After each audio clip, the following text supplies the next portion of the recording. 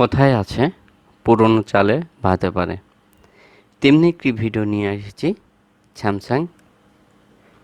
এখানে যে স্যামসাং সফটওয়্যারটি রয়েছে, সর্বপ্রথম আমরা এটাকে ভেঙে নেব। এখনও এই টুলসটি দিয়ে অনেক অনেক কাজ করা যায়। আমি এই টুলসটি দিয়ে কত স্যামসাং সেটে কাজ করেছি তার হিসাব নেই।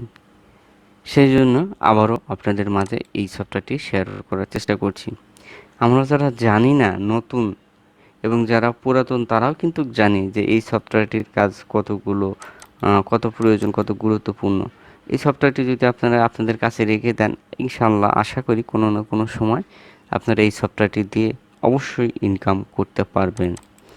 তো স্যামসাং এফআরপি যে টুলসটি রয়েছে, এই টুলসটি দিয়ে কিন্তু শুধু এফআরপি নয়, এই টুলসটি দিয়ে শুধু এফআরপি নয়, এই টুলসটি দিয়ে আপনারা এখান থেকে দেখতে পাচ্ছেন সফটওয়্যার ব্রিক যদি হয়ে যায়, এখানে দেখতে পাচ্ছেন সফটওয়্যার ব্রিক ফিক্সড হয়ে যায়। অনেক সময় দেখবেন যে হ্যাং লগও হয়ে যাচ্ছে, স্যামসাং অন হচ্ছে, অফ হচ্ছে, হ্যাং লগও হচ্ছে। আবার দেখবেন কখনো আপডেট দিতে গিয়ে ফেল মেরেছে। সো এই সফটওয়্যারটি দিয়ে যে এতগুলো কাজ করা যায়, শুধু এখানে মডেল নয় গাইস, এই যে এখানে যে মডেল হিসেবে আছে, যে এই মডেলগুলো দিয়েই যে আমাকে সফটওয়্যার ব্রিকটা সারাতে হবে তা নয়। শুধু আপনার এখানে স্ক্যান করে আপনার স্যামসাং যে ইউএসবি পোর্টটি রয়েছে, ইউএসবি পোর্টটি যদি আপনি এখান থেকে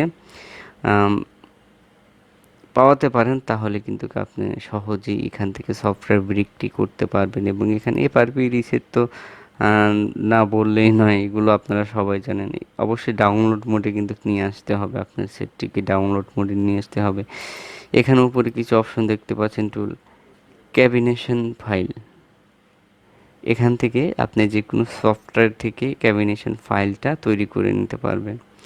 এরপর রয়েছে ক্লিন, ফোনের যে ডায়াল নাম্বারগুলো রয়েছে সেগুলো এখান থেকে ক্লিন করে ক্লিন বলতে এখান থেকে আমরা এফআরপি ছাড়াতে হয়তো ধরুন যে ডায়াল নাম্বার আছে বা পোর্ট আছে, পোর্টটি লিখে এখানে আমরা ডায়াল করলে আমাদের সেই স্যামসাং সেটে কিন্তু সেই ডায়াল অপশনটি যাবে এবং সেখান থেকে আমরা এফআরপি রিসেট করতে পারব। এবং এখানে দেখতে পাচ্ছেন এফআরপি রিসেট,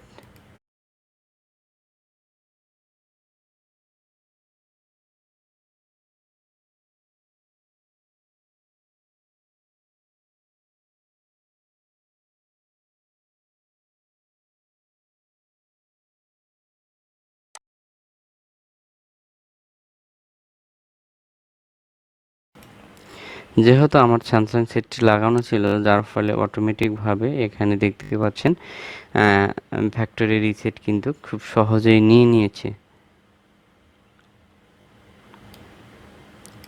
100% নিয়ে নিয়েছে।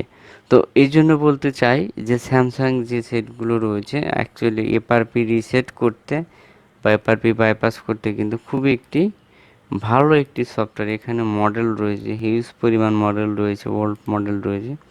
এখান থেকে আপনারা স্যামসাং এফআরপি রিসেট করতে পারবেন খুব সহজে। সো ভিডিওটি ভালো লাগলে অবশ্যই আপনার বন্ধু বান্ধবের সাথে শেয়ার করবেন এবং ভিডিও ডিসক্রিপশন লিঙ্কে এই লিঙ্কটি দেওয়া থাকবে, সেখান থেকে আপনারা এই ফাইলটি ডাউনলোড করে নিতে পারেন। সো ভালো থাকুন, সুস্থ থাকুন, খোদা হাফেজ।